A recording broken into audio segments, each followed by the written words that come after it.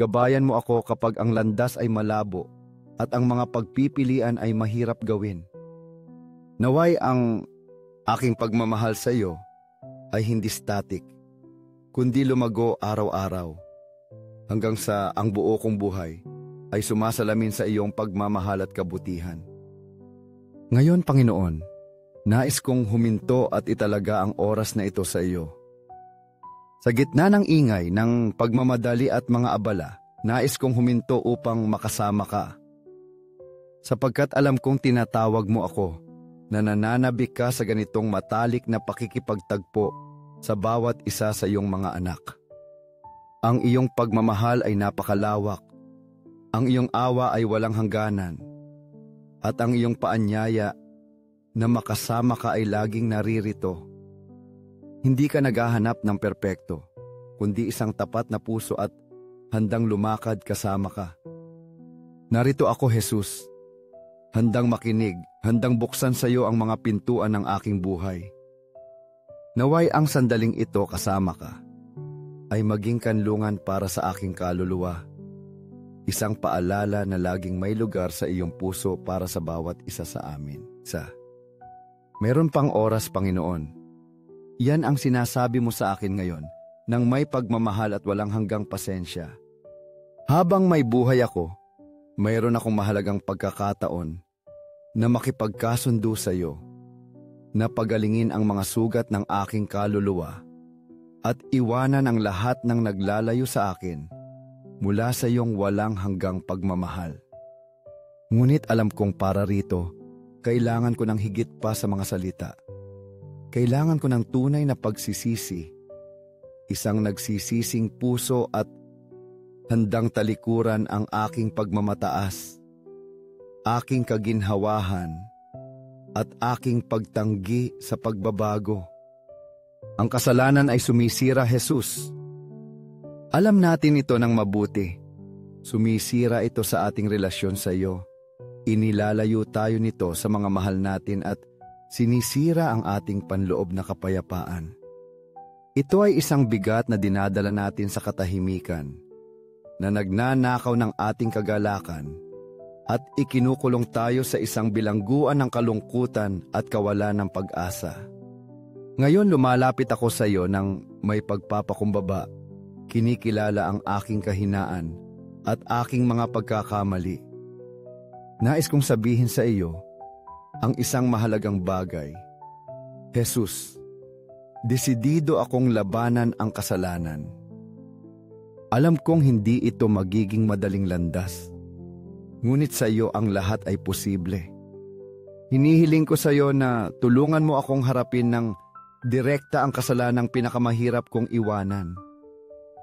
Iyon na umaakit sa akin sa pamamagitan ng mga kasinungalingan nito at iginagapos ako sa pamamagitan ng mga tanikala nito.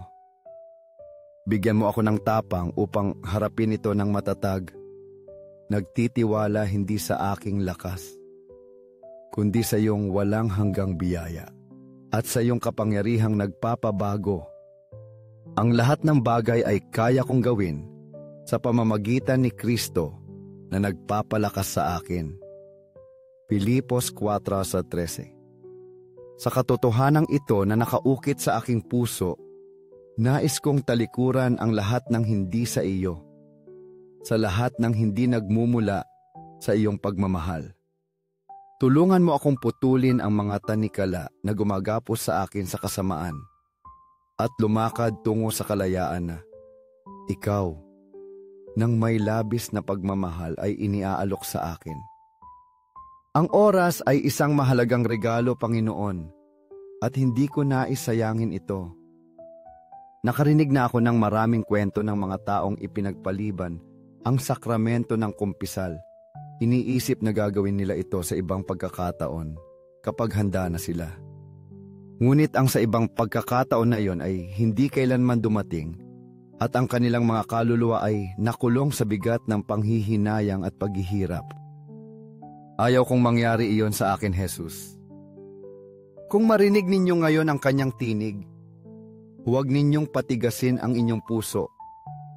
Hebreo 3:15. Ngayon nais kong pakinggan ka. ngayon nais kong tumugon. Ngayon nais kong gawin ang desisyon na makipagkasundo sa iyo. Habang may pagkakataon pa ako, habang ang pintuan ng iyong awa ay nananatiling bukas na bukas. Panginoon, bigyan mo ako ng biyaya na huwag ipagpaliban ang aking pagbabalik loob. Naway ang bawat araw ng aking buhay ay maging isang pagkakataon upang lumago sa iyong pagmamahal, upang bumangon mula sa aking mga pagkakadapa at patuloy na lumakad tungo sa iyo. Alam kong ang iyong awa ay walang hanggan, at ang iyong kapatawaran ay laging magagamit para sa pusong nagsisisi. Ngayon inilalagay ko ang aking buhay sa iyong mga kamay. Nagtitiwala na sa iyo ay may pag-asa, may pagpapagaling, at higit sa lahat, may walang hanggang kaligtasan. Hahanapin ko ang kumpisal.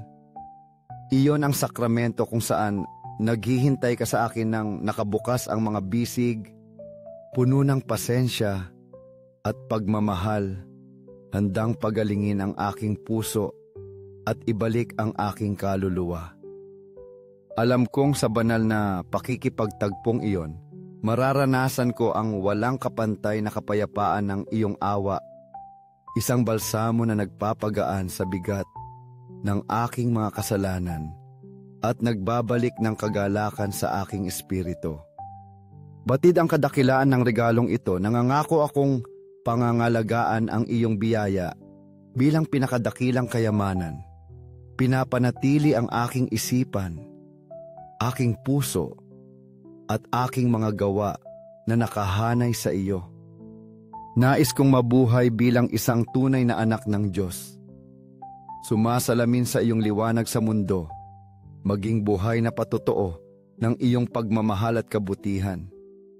Jesus na nasa sakramento sa langit at sa lupa, magpakailanmang purihin ang iyong mapagmahal at mahabaging puso.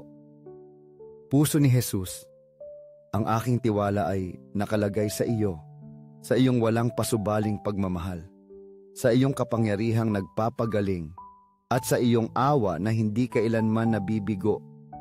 Walang sugat na hindi mo kayang pagalingin, ni kasalanan na hindi mo kayang patawarin, sapagkat ang iyong puso ay isang walang humpay na bukal ng biyaya. Gawin mong ang aking puso ay maging katulad ng iyo, puno ng kabutihan, pagmamahal, habag, at walang pag-iimbot na pagbibigay. Naway ang iyong sagradong puso ay makilala, mahalin, at tularan sa bawat sulok ng mundo, upang ang iyong kaharian ng pagmamahal at kapayapaan ay maghahari magpakailanman.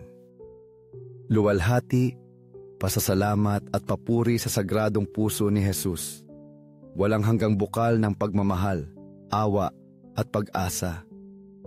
O puso na puno ng pagmamahal, sa iyo ko inilalagay ang buo kong tiwala.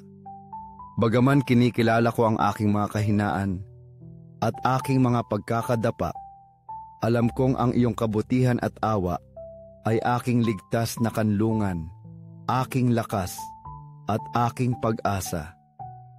Hindi ako kailanman titigil sa paglapit sa iyo, sapagkat sa iyong sagradong puso matatagpuan ko ang daan, ang katotohanan, at ang buhay. Sagradong puso ni Jesus, walang humpay na bukal ng pagmamahal at awa. Maging kanlungan namin sa mga sandali ng paghihirap, aming lakas sa araw-araw na pakikipaglaban, at ang parola na nagliliwanag sa landas ng aming pagtitiyaga. Punan mo ang aming mga puso ng iyong walang hanggang biyaya. Baguhin mo ang aming mga buhay sa iyong pagmamahal at gawin mong manahan ang iyong kaharian sa amin. Laging ginagabayan kami tungo sa kapuspusan ng iyong katotohanan.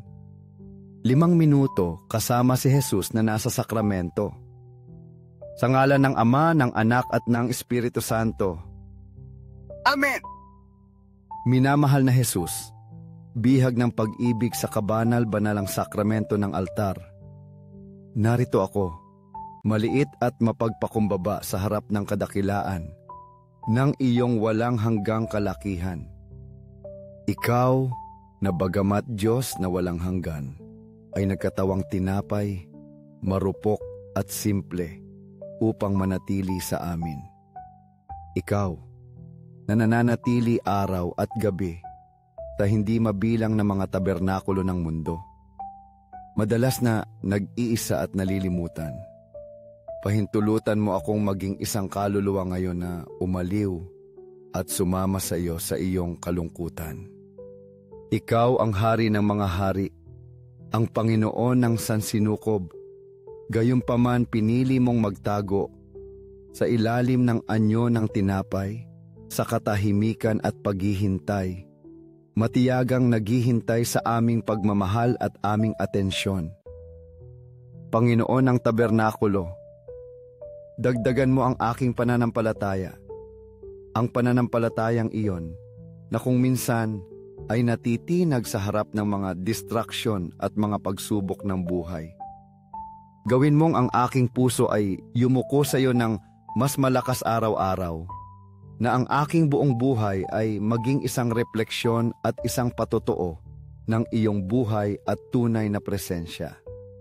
Panginoon ng awa, turuan mo akong magmahal tulad ng pagmamahal mo, sa lambing na yumayakap sa nawawala at sa pagkahabag na umaaliw sa nagdadalamhati. Bigyan mo rin ako ng pasensya na naghihintay sa pagbabalik ng lumayo. Naway ang aking mga kamay ay maging daluyan ng iyong pag-ibig. Naway ang aking mga salita ay magpagaan sa mga sugat ng mga pusong pagod. Naway ang aking buong buhay ay maging isang alay sa iyong karangalan. Panginoon ng katotohanan, huwag mong pahintulutan na ako ay lumihis ni sa kanan ni sa kaliwa. Patnubayan mo ang aking mga hakbang sa landas ng katarungan, kahit na ito ay makipot at mahirap. Bigyan mo ako ng lakas upang tahakin ito ng may katapangan at pag-asa. Alam kong sa huli ay naghihintay ang iyong walang hanggang yakap. Jesus, tapat na kaibigan, kaluluwa ng aking kaluluwa, bigyan mo ako ng isang pusong simple at mapagpakumbaba tulad ng sayo. Isang puso na hindi naghahanap ng kadakilaan, ngunit nagagalak sa maliit, sa pang-araw-araw at sa katapatan ng bawat araw. Gawin mong ang aking pagmamahal sa iyo ay hindi malamig o pabago-bago, ngunit isang apoy na patuloy na lumalago. Bigyan mo ako ng katapangan na magpatotoo sa iyong pagmamahal ng walang takot o kahihiyan. Kahit natanggihan ako ng mundo o hindi maunawaan ang aking pananampalataya.